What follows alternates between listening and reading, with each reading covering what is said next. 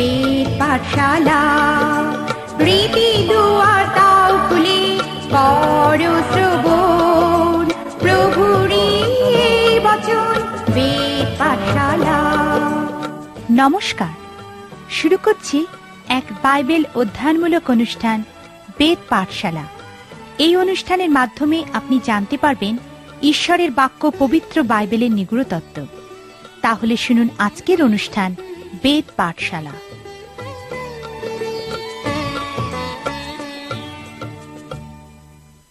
প্রিয় শ্রোতা বন্ধু, বেদ পাঠশালা অনুষ্ঠানে আপনাকে স্বাগত জানাই। এই অনুষ্ঠানে আমরা এখন ইফিসীয়দের প্রতি সাধু পৌলের পত্রটি অধ্যয়ন করছি। গত অনুষ্ঠানে আমরা ইফিসীয় পত্রটির প্রত্যেকটি অধ্যায়কে একটি একটি শব্দের দ্বারা সংক্ষেপে প্রকাশ করার চেষ্টা করছিলাম।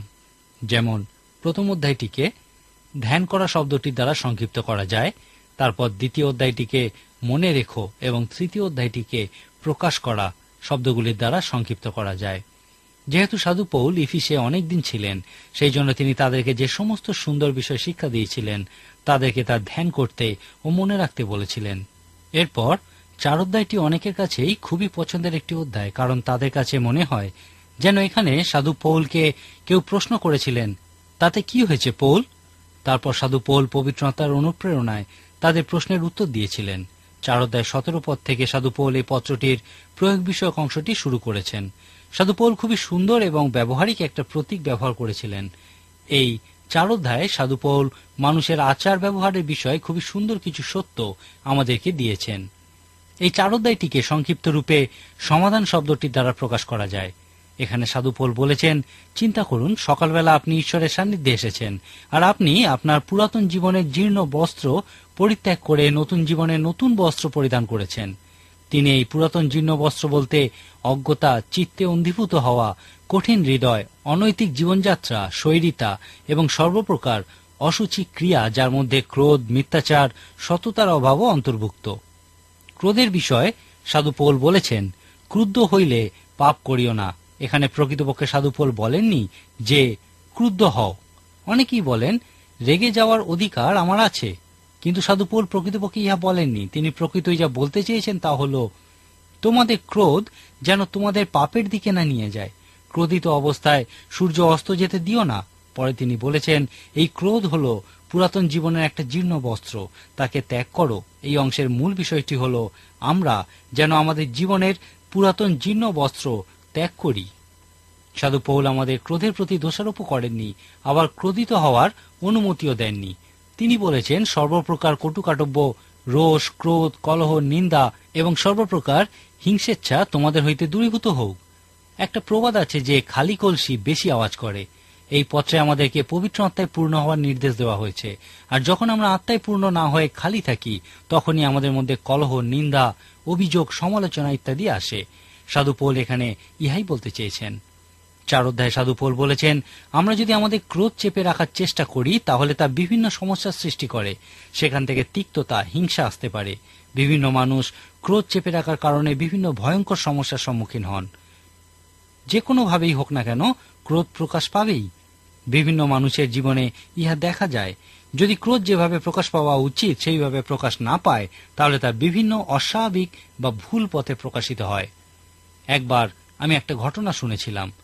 একজন বিশ্বাসী মহিলা, যাকে দেখে কখনো মনে হতো না যে তিনি কারোর উপর রাগ করতে পারেন, একদিন একজন প্রচারককে তিনি তার সমস্যার বিষয়ে জানিয়ে বলেছিলেন যে তার 3 বছরের শিশু সন্তানের উপর তিনি প্রচন্ড রেগে আছেন। তখন সেই প্রচারক তার একজন মনোবিদ বন্ধুর পরামর্শে সেই মহিলাকে তিনি যাদের উপর রেগে আছেন বলে মনে করেন, কিন্তু সেই ক্রোধ প্রকাশ করতে পারেননি, তাদের একটা তালিকা তৈরি করতে বলেছিলেন। সেই মহিলা 35 জনের একটা তালিকা তৈরি করেছিলেন যাদের উপরে তিনি রেগে আছেন, কিন্তু তা প্রকাশ করতে পারেননি। এরপর সেই প্রচারক সেই মহিলাকে বিভিন্নভাবে পরামর্শ দিয়ে তার এই ক্রোধ সংক্রান্ত সমস্যার সমাধান করেছিলেন। সেই মহিলার কাছ থেকে সেই প্রচারক শিখেছিলেন যে ক্রোধ যে কোনোভাবেই হোক না কেন প্রকাশিত হবেই, এবং ক্রোধ চেপে রাখা উচিত নয়। সেই মহিলা অন্যদের উপর রেগেছিলেন, কিন্তু সেই রাগ তিনি তার শিশু সন্তানের উপর প্রকাশ করেছিলেন। 4 অধ্যায় শেষে সাধু পৌল সুসংবাদ রূপে আমাদেরকে বলেছেন, যদি আমরা খ্রিস্টের প্রকৃত শিষ্যরূপে স্বর্গীয় মাত্রায় খ্রিস্টের সঠিক পথে আমাদের ক্রোধ প্রকাশ করি, তাহলে আমাদের থেকে ক্রোধ আমরা দূর করতে পারব।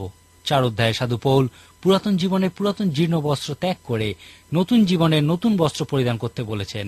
এখানে তিনি বলেছেন, আর আপন আপন মনের ভাবে যেন ক্রমশ নবীনীকৃত হও এবং সেই নূতন মনুষ্যকে পরিধান করো, যাহা সত্যের ধার্মিকতায় ও সাধুতায় ঈশ্বরের সাদৃশ্যে সৃষ্ট হইয়াছে। অতএব তোমরা যাহা মিথ্যা তাহা ত্যাগ করিয়া প্রত্যেকে আপন আপন প্রতিবাসীর সহিত সত্য আলাপ করিও, কারণ আমরা পরস্পর অঙ্গ প্রত্যঙ্গ। তোমাদের মুখ হইতে কোন প্রকার কদালাপ বাহির না হোক, কিন্তু প্রয়োজন মতে গাঁথিয়া তুলিবার জন্য সদালাপ বাহির হোক, যেন যাহারা শুনে তাহাদিওকে অনুগ্রহ দান করা হয়। কথোপকথনের দক্ষতা হলো একটা মহান আত্মিক উপহার। অন্য কোনো প্রাণী মানুষের মতো কথোপকথন বা ভাবের আদান প্রদান করতে পারে না। ইহা হলো একটি পথ, যে পথে আমরা ঈশ্বরের সাদৃশ্যে সৃষ্ট হয়েছি। সাধু পৌল বলেছেন, এই কথোপকথনের দ্বারা আমরা অন্যকে গেঁথে তুলতে পারি ও অন্যকে অনুগ্রহের বিষয় দেখাতে পারি। সাধু পৌলের মত অনুযায়ী বিশ্বাসী রূপে যখনই আমরা অন্য কোনো মানুষের সঙ্গে একত্রিত হই, তারপর তারা যখন চলে যায়, যেন তারা যে অবস্থায় এসেছিল তার থেকে অনেক বেশি বৃদ্ধিপ্রাপ্ত হয়ে যেতে পারে। যাই হোক, এই কথোপকথনের মধ্যে দিয়ে আমরা আমাদের আত্মিক ভাই বোনদের গেঁথে তুলতে পারি। সাধু পৌল আমাদেরকে কিভাবে বস্ত্র পরিধান করা উচিত বলার পর তিনি বলেছেন, এখন হাঁটো। বাইবেল যখন আমাদের জীবনে বাইবেলের সত্য প্রয়োগ করতে বলে, এই কথাটি সেক্ষেত্রে খুবই গ্রহণযোগ্য হয়। খ্রিস্টের জীবনযাপন হচ্ছে প্রত্যেক দিনের একটা অভিজ্ঞতা, প্রত্যেক দিনের হাঁটা। আমরা খ্রিস্টের জীবনযাপনের শুরু বা খ্রিস্টের বিশ্বাসের সিদ্ধান্তের উপরেই বেশি গুরুত্ব দিয়ে থাকি। আমরা চিন্তা করি যে ইহাই সব। আমরা সুসমাচার প্রচার শুনতে যাই, সুসমাচারে বিশ্বাসের সিদ্ধান্ত নিই। তারপর অনেকেই চিন্তা করেন, আমি এই বিষয়টা করে ফেলেছি, এখন আমি আমার পুরনো জীবনে ফিরে যেতে পারি। পবিত্র শাস্ত্র এই শিক্ষা দেয় না। সেই জন্যই সাধু পৌল তার পত্রের প্রয়োগ বিষয়ক অংশে বলেছেন, হাঁটো। খ্রিস্টেতে জীবনযাপন হচ্ছে প্রত্যেক দিনের হাঁটা পথ, প্রত্যেক দিন এক পা করে এগিয়ে যাওয়া। এইভাবে খ্রিস্টেতে জীবনযাপন করা যায়। সাধু পৌল ইফিসীয়দের প্রতি পত্রের প্রয়োগ বিষয়ক অংশে বলেছেন, ভালোবাসায় হাঁটো। অন্যভাবে বলা যায়, খ্রিস্টের মতো হাঁটো, যেভাবে তিনি আমাদেরকে ভালোবেসেছিলেন এবং নিজেকে আমাদের জন্য দান করেছিলেন। আপনি খ্রিস্টের দেহের অংশ ভালোবাসা ব্যতি রেখে কখনোই হতে পারবেন না। তারপর সাধু পৌল লিখেছেন, আলোর সন্তানের মতো হাঁটো। তিনি বলেছেন যে আলো সর্বদা ঈশ্বরকে খুশি করে। সাধু পৌলের মত অনুযায়ী আমাদের ঈশ্বরের যথেষ্ট নিকটবর্তী হওয়া উচিত, যেন আমরা তাকে কি খুশি করে সেই বিষয়ে জানতে পারি। তারপর আমাদের প্রত্যেকেরই আলোতে চলা উচিত। তিনি বলেছেন, দীপ্তির সন্তানদের ন্যায় চলো, কেননা সর্বপ্রকার মঙ্গলভাবে ধার্মিকতায় ও সত্যে দীপ্তির ফল হয়। প্রভুর প্রীতিজনক কি তাহার পরীক্ষা করো, আর অন্ধকারের ফলহীন কর্ম সকলের সহভাগী হইও না, বরং সেগুলির দোষ দেখাইয়া দাও। এরপর সাধু পৌল আমাদেরকে চারিদিকে তাকাতে তাকাতে মাথা তুলে চোখ খোলা রেখে চলতে বলেছেন। অনেকে মনে করেন খ্রিস্টের অনুসরণকারীরা এতটাই স্বর্গীয় মানসিকতা সম্পন্ন হন যে তারা পৃথিবীস্থ উত্তম বিষয় সকলের প্রতি দৃষ্টি রাখেন না। কিন্তু সাধু পৌল ইহা আমাদেরকে করতে বলেন না।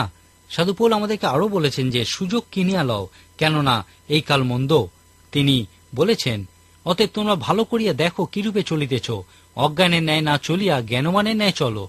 এই কারণ নির্বোধ হইও না, কিন্তু প্রভুর ইচ্ছা কি তাহা বুঝো।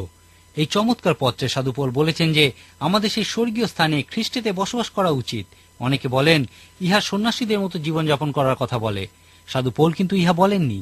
এই পৃথিবীতে মহান সামাজিক কাজ এবং বিভিন্ন মহান সমাজ সংস্কারক প্রতিষ্ঠান গড়ে ওঠার কারণ হচ্ছেন খ্রিস্ট এবং সেই বিশ্বাসীরা যাদের উদ্দেশ্যে সাধু পৌল এই পত্রটি লিখেছিলেন, যারা স্বর্গীয় স্থানে খ্রিস্টেতে জীবনযাপনের অর্থ জানতেন। সামাজিক সমস্যার প্রতি দয়া প্রকৃতিগতভাবে মানুষের হৃদয়ে থাকে না, ঈশ্বরের হৃদয়েই এই দয়া থাকে। যদি আপনি সমাজ সংস্কারক কোন প্রতিষ্ঠানের ইতিহাস দেখেন, তাহলে এই বিষয়ে সত্যতা দেখতে পাবেন। আমি আপনাকে একটা উদাহরণ দিচ্ছি। একদিন একজন প্রচারক কোন একটি বস্তি অঞ্চলে প্রচার করছিলেন। সেই সময় দুইজন স্ত্রী যারা অনৈতিক জীবনযাপন করত, তারা সুসমাচারে বিশ্বাস করেছিল এবং পরিবর্তিত হয়েছিল। তারপর সেই প্রচারক তাদেরকে বলেছিলেন, যাও এবং আর পাপ করো না। তখন সেই দুইজন স্ত্রী তাকে প্রশ্ন করেছিলেন, আমরা প্রকৃতই আর পাপ করতে চাই না, কিন্তু এমন কোথায় যাব যেখানে আমরা নতুন জীবন যাপন করতে পারি? পরে প্রচারক এই মতো মহিলাদের জন্য একটা থাকার জায়গা তৈরি করেছিলেন। এই মতো থাকার জায়গাগুলি খ্রিস্টের অনুসরণকারীদের অন্তরে দয়ার বিষয়টিই দেখায়। প্রকৃত দয়া স্বর্গীয় মাত্রায় খ্রিস্টেতে দেখা যায়। যদি মণ্ডলী স্বর্গীয় স্থানে খ্রিস্টেতে থাকার প্রকৃত অর্থ বোঝে, তাহলে তাই পৃথিবীকে প্রভাবিত করতে ব্যর্থ হবে না। আমি বিশ্বাস করি আজকে মণ্ডলী পৃথিবীতে প্রভাব বিস্তার করতে ব্যর্থ।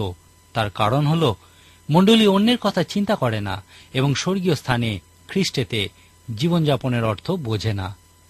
যদি কোনো বিশ্বাসী ঈশ্বরের অনুগ্রহে স্বর্গীয় স্থানে খ্রিস্টেতে জীবনযাপনের অর্থ বোঝে, সে আবিষ্কার করবে যে এই পৃথিবীতে আঘাতপ্রাপ্ত মানুষদের জন্য ঈশ্বরের হৃদয়ে প্রকৃতই দয়া আছে। যীশু খ্রিস্ট বলেছিলেন, ঈশ্বরতত্ত্বের বিষয়ে পরীক্ষা নেওয়ার দ্বারা বিচার হবে না, কিন্তু সেই সমস্ত মানুষের বিষয়ে বিচার হবে যারা তৃষ্ণার্ত ছিল কিন্তু তোমরা তাদেরকে পান করতে দাওনি, যারা নগ্ন ছিল তাদেরকে পড়ার মতো কিছু দাওনি, ক্ষুধার্তদেরকে খাদ্য দাওনি, অসুস্থদেরকে সাহায্য করনি, কারাগারে বদ্ধদের সঙ্গে দেখা করনি, নিঃসঙ্গদেরকে আতিথেয়তা করনি। যীশু খ্রিস্টের মত অনুযায়ী এই সমস্ত কারণেই তোমরা বিচারিত হবে। এখান থেকে শিক্ষা করুন যে ঈশ্বর এই পৃথিবীতে ভগ্নচূর্ণ মানুষদের বিষয়ে যথেষ্ট সহানুভূতিশীল।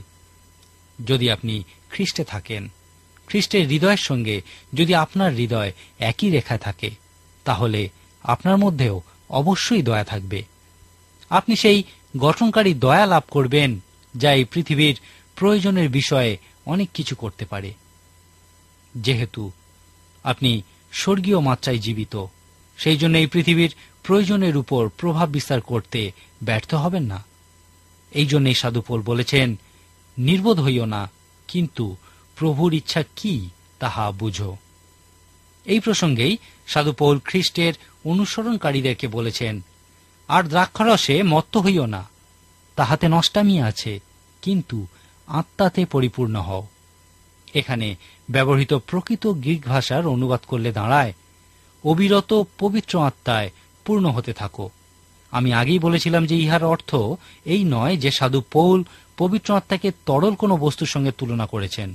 মূল বিষয়টা এই নয় যে আপনার মধ্যে কতটা পরিমাণে পবিত্র আত্মা আছেন, কিন্তু মূল বিষয়টা হল পবিত্র আত্মার যা আছে আপনি তার কতটা পূর্ণ করেন। সাধু পৌলের এই নির্দেশের অর্থ হল একজন মদ্যপের মতো দ্রাক্ষারসের প্রভাব যেন আমাদের উপরে না পড়ে, কিন্তু আমাদের উপরে যেন পবিত্র আত্মার প্রভাব পড়ে। আমাদের অবিরত আত্মায় পূর্ণ হওয়া এবং আত্মার দ্বারা নিয়ন্ত্রিত হওয়া উচিত। তাহলে পবিত্র আত্মা আমাদেরকে স্বর্গীয় স্থানে খ্রিস্টেতে চলার জন্য ও জীবনযাপনের জন্য প্রয়োজনীয় বিষয় সকল দেবেন। এখন আপনার কাছে কি এই বিষয় সকল আছে? এফিসীয় পুস্তকটি পড়ুন এবং প্রার্থনা পূর্বক ঈশ্বরের কাছে যাচনা করুন যেন তিনি আপনাকে আত্মায় চলতে সাহায্য করেন। আজকের মতো তাহলে এখানেই শেষ করি। ঈশ্বর আপনার মঙ্গল করুন। প্রিয় শ্রোতা বন্ধু, প্রভু যীশু সম্পর্কে অধিক জানতে হলে আমাদের ঠিকানায় যোগাযোগ করুন। আমাদের ঠিকানা হল বেদ পাঠশালা, পোস্ট বক্স নম্বর 8956, ধর্মতলা পোস্ট অফিস, কলকাতা 700013। আবার বলছি, বেদ পাঠশালা, পোস্ট বক্স নম্বর 8956, ধর্মতলা পোস্ট অফিস, কলকাতা 700013। নমস্কার।